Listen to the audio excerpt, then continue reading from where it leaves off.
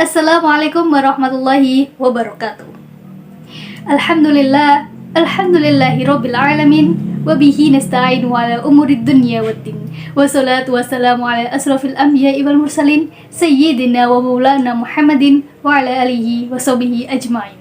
Amma ba'd. Bagaimana kabar kalian semua teman-teman? Semoga dalam keadaan sehat selalu ya. Kali ini saya Maria Ulfa. Dalam video 7 menit ke depan tentunya akan membahas tentang kisah Nabi yang jarang diketahui, yaitu Nabi Abdullah bin Sofyan dari Yaman. Baik teman-teman, di sini saya bersumber pada buku Sang Penyeru Sejarah Periode Para Rasul dan Bani Israel di halaman 56. Selamat menonton videonya. Mungkin teman-teman bertanya, siapa sih Nabi Abdullah ini? Jadi teman-teman, Abdullah ibnu Sofyan merupakan seorang nabi keturunan dari Ismail alaihissalam. Menurut Ibnu Katsir, beliau diutus sebelum Nabi Musa.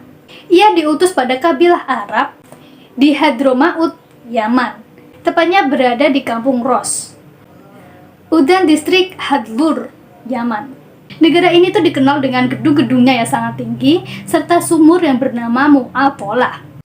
Menurut sebagian mufasir, di kampung ini tuh terdapat istana yang sangat tinggi berada pada anak bukit di Gunung Falaj. Gunung ini mempunyai tinggi sekitar 2 mil atau kurang lebih 2 km. Masyarakatnya pun makmur. Mereka membangun sebuah gedung istana yang tinggi di perkotaan atau padang. Nah, dari gunung tinggi ini terdapat sebuah mata air yang mengalir. Airnya itu sangat jernih. Jadi setiap kotoran yang dibawa oleh angin akan dimuntahkan. Sumur ini dikenal dengan nama Sumur Ros yang terletak pada pusat kota Hadur. Penduduk Hadur merupakan orang-orang dari kaum Ad. Di antara mereka ada 4.000 orang yang selamat dan mengungsi bersama Nabi Soleh alaihissalam. Mereka ini adalah orang-orang yang beriman. Selama 1 abad lamanya kaum ini menetap dan beranak pinak menjadi banyak. Konon, tatkala Nabi Soleh sampai di daerah situ, beliau meninggal dunia. Lalu mereka membuat Hadur atau pusat kota serta membangun pusat pengairan sehingga tempat itu kemudian dikenal sebagai Hadramaut. Sepeninggal Nabi Soleh alaihissalam, mereka ini mengangkat seorang pemimpin yang bernama Ailas ibnu Jalas atau Jalhas ibnu Jalas. Beliau ini dikenal sebagai orang yang cukup baik.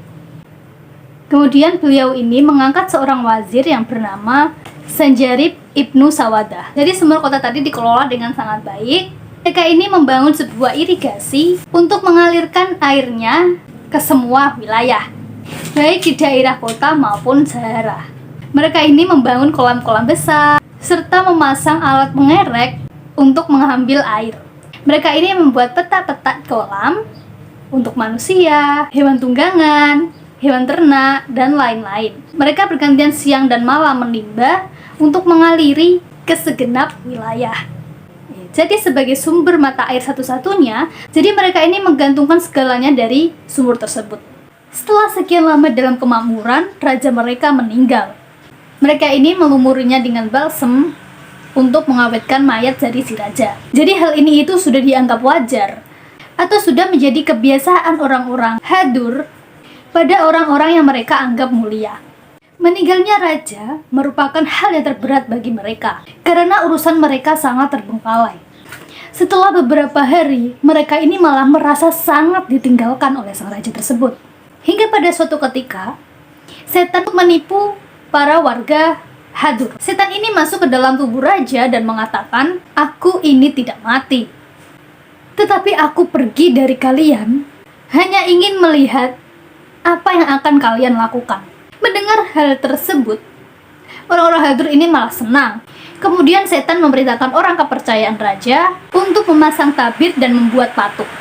Nah, dari balik tirai tersebut, setan bisa berceloteh dengan bebas tanpa ada berprasangka bahwa si raja ini benar-benar mati dan tidak bisa apa-apa pun, tidak makan maupun tidak minum. Setan ini juga mengabarkan bahwa si raja ini tidak mati selamanya dan ia merupakan Tuhan bagi mereka.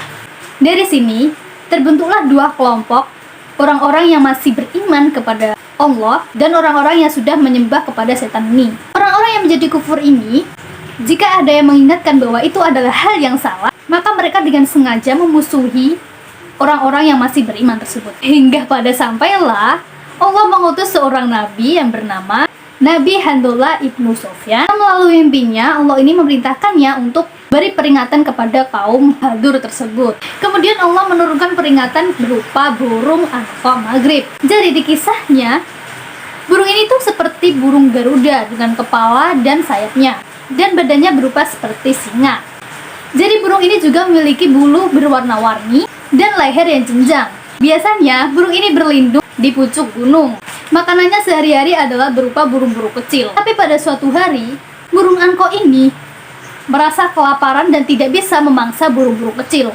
Maka ketika ada seorang anak kecil, burung Anqa ini lantas menyambarnya, membawanya terbang dan memakannya di puncak gunung. Pun di lain waktu, dikisahkan ada seorang anak perempuan yang masih belajar merangkak, cengkramnya dan dibawa terbang, kemudian dimangsanya juga. Karena perbuatan dari burung Anqa ini, para penduduk pun dibuat gelisah. Lantas mengadukannya kepada Nabi Handhallah. Nabi Handhallah mengatakan kepada para penduduk, jika memang ingin burung Anqa ini dimusnahkan, maka mereka harus percaya atau beriman kepada Allah Subhanahu wa taala. Kemudian Nabi Handhallah pun berdoa kepada Allah, meminta agar burung-burung ini dimusnahkan agar tidak mengganggu para penduduk Hadur. Seketika itu doanya pun diijabah oleh Allah. Petir-petir mulai menyambar beberapa burung-burung Anqa ini. Kemudian burung-burung Anqa mati satu persatu dan tak tersisa. Kemudian Nabi Handhallah ini berdakwah kepada kaum Ros, namun apa yang terjadi? Kaum Ros malah tidak beriman kepada Allah Subhanahu wa taala. Malah mereka ini menyebut Nabi Handhallah sebagai orang yang sesat dan kafir. Karena merasa penduduk Ros ini dijauhkan Tuhan mereka. Walaupun begitu, Nabi Handhallah ini semakin gencar untuk memperingatkan kepada kaum Ros bahwa ancaman Allah itu benar-benar ada. Dan apa yang terjadi? Para kaum Ros ini malah semakin jengkel kepada Nabi Handhallah. Kemudian mereka ini bersepakat untuk memusuhi atau bahkan membunuh Nabi Handhallah ini. Karena penduduk Ros ingin Nabi Handhallah mati dengan keadaan tersiksa, mereka ini membuat sumur yang sangat dalam untuk membuang si Nabi Handhallah. Setelah mereka menangkap Nabi Handhallah dan melemparnya ke dalam sumur, mereka ini menutupnya dengan batu yang besar agar si Nabi Handhallah kesusahan untuk bernafas. Namun ada seorang budak yang sangat beriman. Budak ini melihat Nabi Handhallah dimasukkan ke dalam sumur itu. Budak ini tidak bisa atau takut kepada warga Ros untuk mengeluarkan Nabi Handhallah dari sumur tersebut. Budak ini selalu memberi makan kepada Nabi Handhallah agar tidak kelaparan.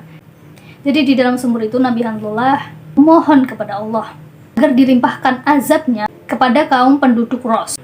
Kemudian tak lama itu Allah benar-benar mengazab kaum Ros tersebut. Para penduduk menjadi batu hitam.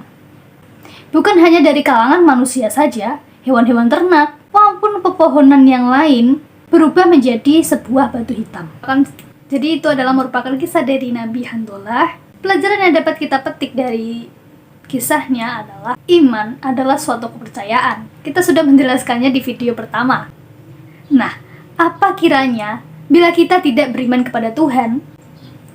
Jawabannya sudah ada di video ini. Allah tidak akan segan-segan untuk mengazab atau memberi pelajaran baik itu di dunia maupun di akhirat kelak. Karena durasi kita sudah sangat cukup, saya Maria Ulfa akan mengakhiri video minggu ini. Semoga bermanfaat dan dapat mengambil hikmahnya. Wabillahi taufiq wal hidayah, wa ridha wal inayah. Assalamualaikum warahmatullahi wabarakatuh.